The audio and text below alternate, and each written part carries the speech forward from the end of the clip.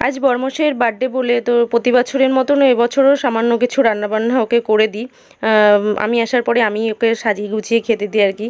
তো ও বাড়ির বাবা মারা সবাই এসছে, কাকা শ্বশুরের ঘরের সবাই ছিল, তো ওদেরও নিমন্ত্রণ ছিল আজকে আমাদের বাড়িতে। তো এখানে দুপুরে রান্নাবান্নার পরে ওকে আশীর্বাদ করে নিচ্ছে সবাই। তো এখানে দেখো চিকেন কষা করেছি, ফ্রাইড রাইস, পনির আলু তরকারি, চাটনি, পাঁপড়, পায়েস, মিষ্টি সমস্ত কিছুই ছিল রান্নার আয়োজনে। আর এখানে দুপুরে তারপরে সবাইকে খেতে দিয়ে দিয়েছি। তো একজন একজন করে এসেছিলো বলে আর ক্লিক করা হয়নি, তো বাচ্চাদের আগে দিয়ে দিয়েছিলাম। তো তারপরে দুপুরে খাওয়া দাওয়ার পরে যে গেঞ্জিটা বড়মশাই পরেছিল ওটা দিদি দিয়েছে, আর লাল জ্যাকেটটা বাপের বাড়ির থেকে দিয়েছে, আর এটা হচ্ছে কাকা শ্বশুরের ঘরে এই গেঞ্জিটা দিয়েছে। আর এখানে দেখো সন্ধ্যের পরে এই যে দিদির বানানো কেক, এই কেকটাই আজকে কাটিং করেছে। প্রতি বছর দিদি কিনে দেয়, এবার দিয়েছে হচ্ছে নিজের হাতের বানানো তৈরি কেক। তো যাই হোক, তারপরে কেক ফেক কাটিংয়ের পরে বাবা মারা সবাই ছিল, তো রাতের খাওয়া দাওয়া করে ওরা সবাই চলে গেছিলো। আর তারপরে বাবাই আর তুলি খাওয়ার পরে আমরা খাওয়া দাওয়া করেছিলাম। তো